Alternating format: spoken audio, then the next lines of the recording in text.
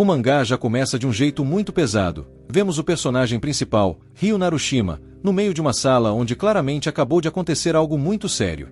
No chão, está o corpo dos pais dele, brutalmente assassinados, com muito sangue espalhado por toda parte. Ryu está com uma faca na mão, olhando para a cena com uma expressão fria e distante. Ao fundo, dá para ver o irmão dele, sentado no canto da sala, em choque. Toda a situação é pesada e cria um clima de horror e tragédia logo de cara, mostrando o estado de destruição da família. Logo após, ele é levado por dois policiais que estão conversando enquanto dirigem. Um deles demonstra certa empatia, dizendo pobres garotos ao falar sobre os jovens que estão sendo mandados para um lugar difícil.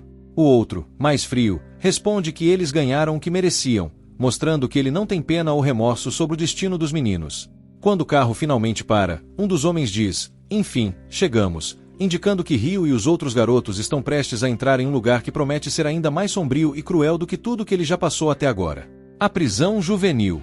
Ryu e os outros jovens finalmente chegam no reformatório infantil. Eles são forçados a sair da van. O ambiente é sombrio e intimidante, com guardas grosseiros pressionando os garotos a se moverem rapidamente.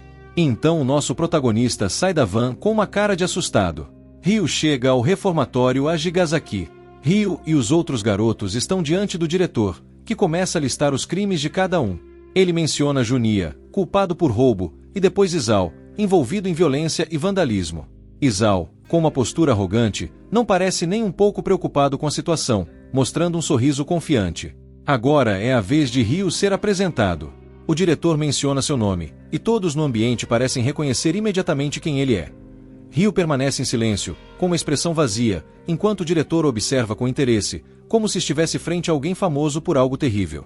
Depois de ser apresentado, Ryu e os outros são levados pelos guardas para aprender as regras do reformatório. O clima continua tenso, e Ryu parece estar observando tudo em silêncio, enquanto segue os guardas pelas escadas, onde a rotina rígida e opressiva do lugar já começa a se mostrar.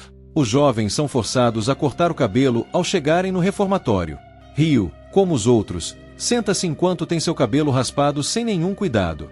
Alguns resistem, mas os guardas não dão chance para discussões, impondo as regras de forma brutal. Ryu aparece agora com a cabeça raspada, completamente transformado visualmente, o que simboliza sua entrada definitiva na nova realidade do reformatório. E os internos recebem seus uniformes. Ryu e os outros jovens agora estão uniformizados, caminhando pelos corredores do reformatório. Ryu segue em silêncio, acompanhado de outros internos, enquanto todos parecem resignados com a dura realidade que os espera dentro dessas paredes. Ryu agora começa a se deparar com outros internos no reformatório, muitos deles tatuados e com uma atitude intimidadora. Alguns desses internos já formaram grupos, com posturas arrogantes e desafiadoras. A presença desses veteranos deixa claro que o ambiente é hostil e cheio de hierarquias baseadas em força e intimidação. Ryu e os outros novos internos observam os veteranos do reformatório, que são claramente mais fortes e intimidadores.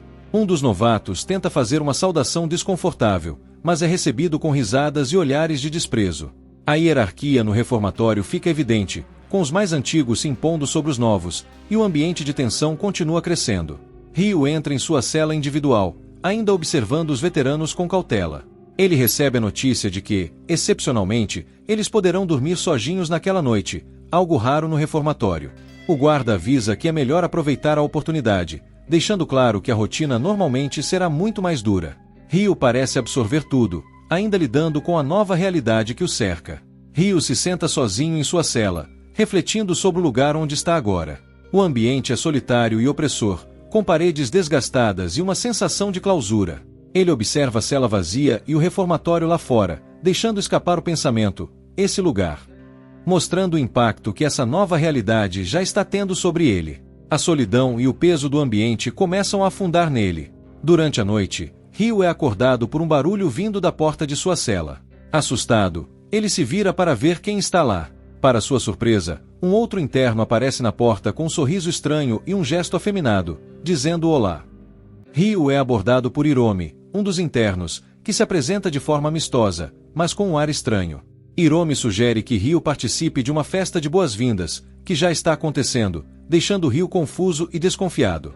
A situação parece ser uma espécie de teste ou armadilha. Hiromi continua guiando Ryu por um corredor. Hiromi leva Ryu até uma cela, dizendo que Junia já está lá. Ryu fica desconfiado, mas acaba entrando, percebendo que algo estranho está para acontecer, aumentando sua tensão e insegurança sobre o que vai enfrentar. Ryu entra na cela e vê Junia no chão, claramente machucado e vomitado. Junia geme de dor, e Ryu, chocado, percebe que aquilo não era uma simples festa de boas-vindas, mas uma situação muito mais cruel e violenta. Ryu observa os outros internos ao redor de Junia, que está no chão. Os agressores, com sorrisos cruéis, claramente se divertem com o sofrimento de Junia. A cena reforça a brutalidade do ambiente, onde a violência é usada para intimidar e estabelecer poder. Hiromi fala para Ryu que ele não terá o mesmo tratamento violento que Junia, mencionando que ele é para o seu Masa, se referindo a outro interno. Ryu, suando e nervoso, começa a perceber o perigo da situação, enquanto Masa, um dos internos mais intimidadores, faz um gesto grotesco, mostrando que as intenções para com Ryu são sombrias e ameaçadoras. Ryu é agarrado pelos outros internos, que o jogam no chão enquanto ele grita pedindo para pararem. Eles seguram ele à força, e é claro que ninguém vai ter piedade. Hiromi assiste tudo, sorrindo de maneira cruel. Ryu continua sendo imobilizado pelos internos, que começam a rasgar suas roupas e expor seu corpo, deixando-o ainda mais vulnerável. Ele tenta resistir, mas é inútil. A situação só piora enquanto Hiromi e os outros observam e participam, deixando claro que Ryu não tem escapatória do abuso e da humilhação que está sendo forçado a passar. A situação atingiu um ponto insuportável. Ryu, ainda no chão, suando de medo e sem forças para reagir, observava enquanto o pior se aproximava. Os agressores não tinham nenhuma intenção de parar, e o líder do grupo, com um sorriso maligno, estava prestes a cometer um ato de violência inimaginável. Ryu vê tudo sem conseguir reagir, paralisado. Masa, o mais violento da turma, começa a abusar sexualmente do nosso protagonista. Ryu já estava sem aguentar, ele começa a gritar de desespero e ranger os dentes de dor enquanto é abusado. Sem forças para revidar e sem habilidade para se defender, ele não consegue fazer nada, apenas aceitar aquela situação horrorosa que está acontecendo com ele. A situação fica ainda mais tensa e violenta. Ryu observa com olhos arregalados, e tudo o que ele sente é um desespero silencioso. Ele sabe que não tem como escapar daquele pesadelo. A cena se desenrola em meio a risos perversos. Os agressores estão se divertindo com a situação, como se o sofrimento fosse entretenimento para eles. Um dos agressores até brinca com a rapidez da ação, enquanto o outro parece se divertir com o que aconteceu. Ryu, deitado no chão, está esgotado física e emocionalmente. A crueldade dos outros é palpável, mas o mais perturbador é o pensamento que lhe vem à mente: o ser humano. O ser humano é sexualmente intolerante, destaca o peso da violência que ele acabou de sofrer e a falta de empatia de seus agressores. Ryu está completamente exausto, tanto física quanto emocionalmente. Ele está deitado no chão, vulnerável, olhando fixamente para um ponto enquanto sua expressão transmite cansaço e destruição mental. Então Ryu volta para sua cela, e ele está completamente destruído.